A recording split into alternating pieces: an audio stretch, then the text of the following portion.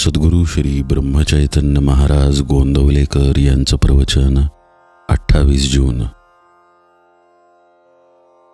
परमार्थ हे कृतीचे शास्त्र आहे.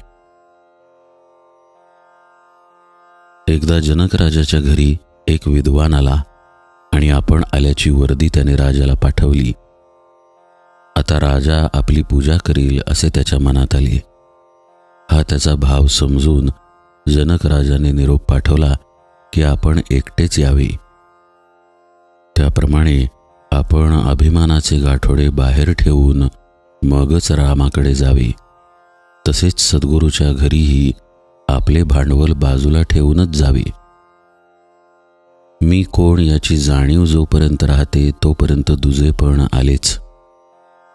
अभिमान वाढवण्याकरिता देवाकडे नाही जाऊ.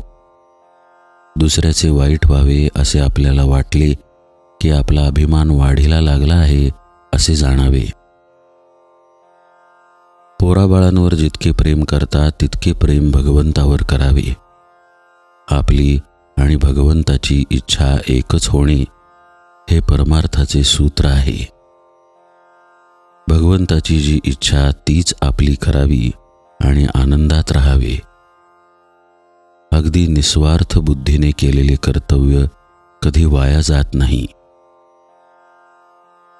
एखाद्या सावकाराकडे कोणाचे दागिने गहाण असले तर त्याने आपल्या घरच्या लग्नामध्ये ते वापरणे हा अन्याय आहे.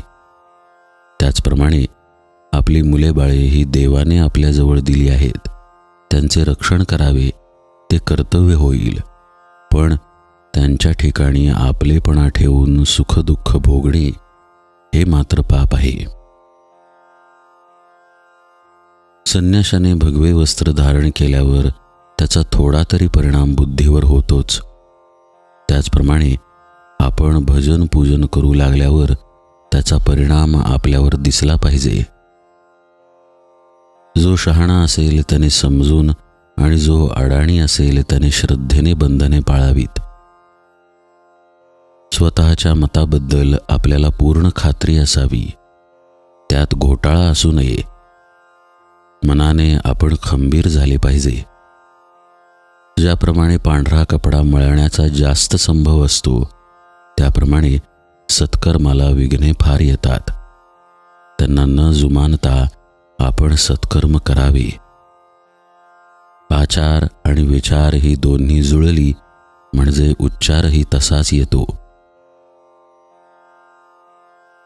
नारळात पाणी जितके गोड तेवढी खोबऱ्याला चव कमी.